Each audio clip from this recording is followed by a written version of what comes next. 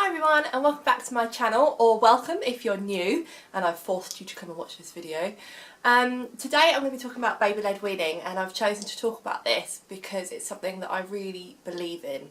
It's something we've done with Alex. We've been doing it since he was 6 months and he's now 14 months old, and it's just been brilliant. So I wanted to talk to you a little bit about the basics today. I think I might do a series on baby-led weaning because I've got so many things that I want to share, but I'm going to start today just by talking about the basics, what you need to know to get started. So I'm going to start off by talking about what it is. So if you've not heard it before, baby-led weaning is another word for letting your baby self-feed. So you're not giving them any purees or anything that's mashed up like that. You just give them real food straight away. The idea of this is that babies learn to chew before they swallow their food. So it's the opposite of traditional weaning when you're giving purees. With purees they learn to swallow it straight away, and then they learn to chew food when you introduce real solid food later on. And the idea is that the baby is in control of what they eat and how much of it that they eat. So the reason I chose baby-led weaning, if I'm honest, is because it sounded a lot easier. I knew that I didn't need to buy anything fancy to start baby-led weaning. I didn't need to buy pouches, which sounded really expensive. Those lovely Ella's Kitchen pouches, which are very pretty, but were a fortune. I didn't want to be buying those. And also I didn't have the stuff I needed at home to make purees. I didn't really have a proper blender. And I didn't want to be faffing around with it. I'm lazy.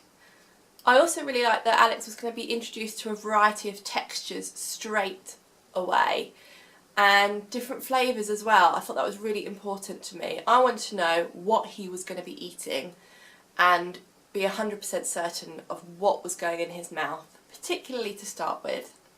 And baby-led weaning for me has given me that security, that I know exactly what he's eating. It's totally nutritious and it's what's best for him, in my opinion. Apparently with baby-led weaning it also helps prevent children from being picky eaters, because they're used to all those textures and flavours straight away. They're not being introduced to them at a later point. They're used to accepting a wide variety of foods, so they're less likely to be picky, apparently. We'll see on that one. So one of the first things you need to know is when to introduce food. So the UK's Department of Health and the World Health Organisation both agree that solid food shouldn't be introduced before 6 months. Now the reason that they say this is because that's when the digestive system is matured in a baby. That's what research has shown. They call it having an open gut before that, and babies can't make their own antibodies until 6 months-ish. Along with that, there are some signs of readiness that you need to look out for.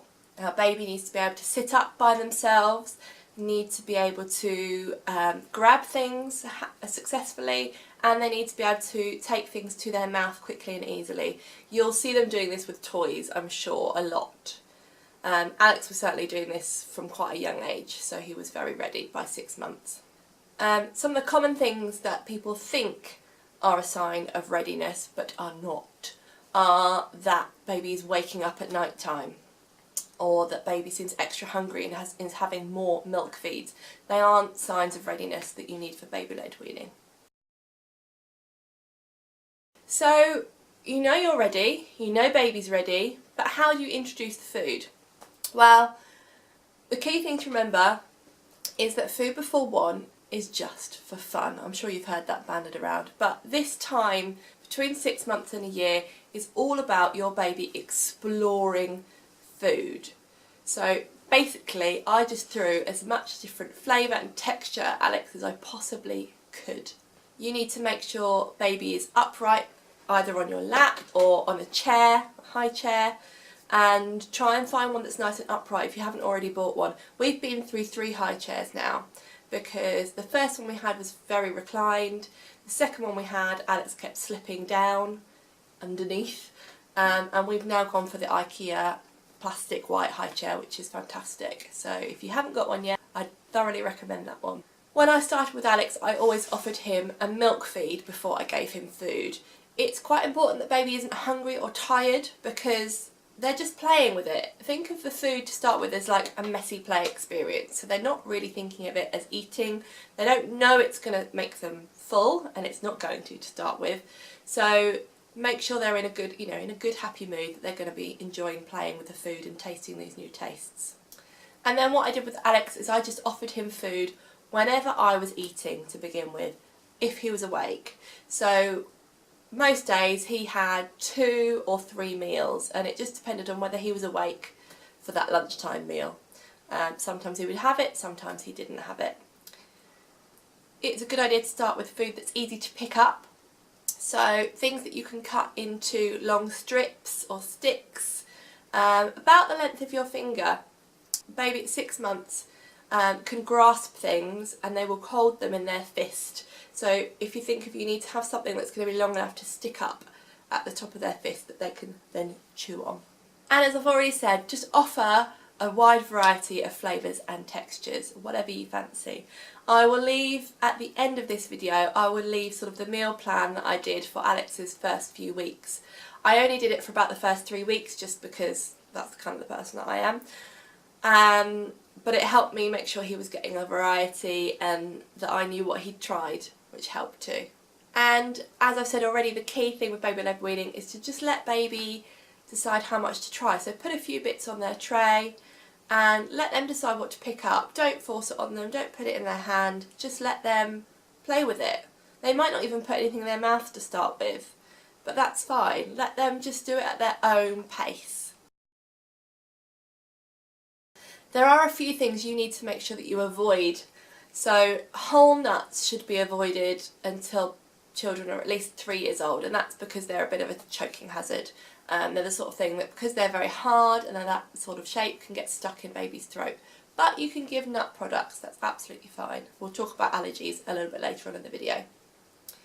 You need to be wary of the salt content of things that you are giving baby.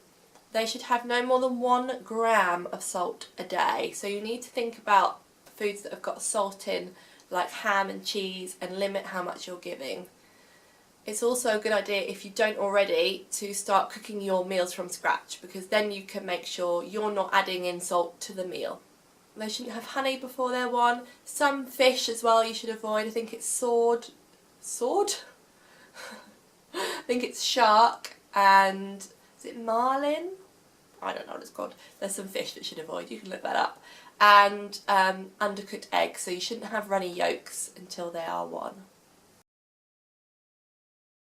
One of the main things people ask when I talk about the fact that I've been doing baby-led weaning with Alex is choking and gagging. It's one of the things that puts most people off doing baby-led weaning.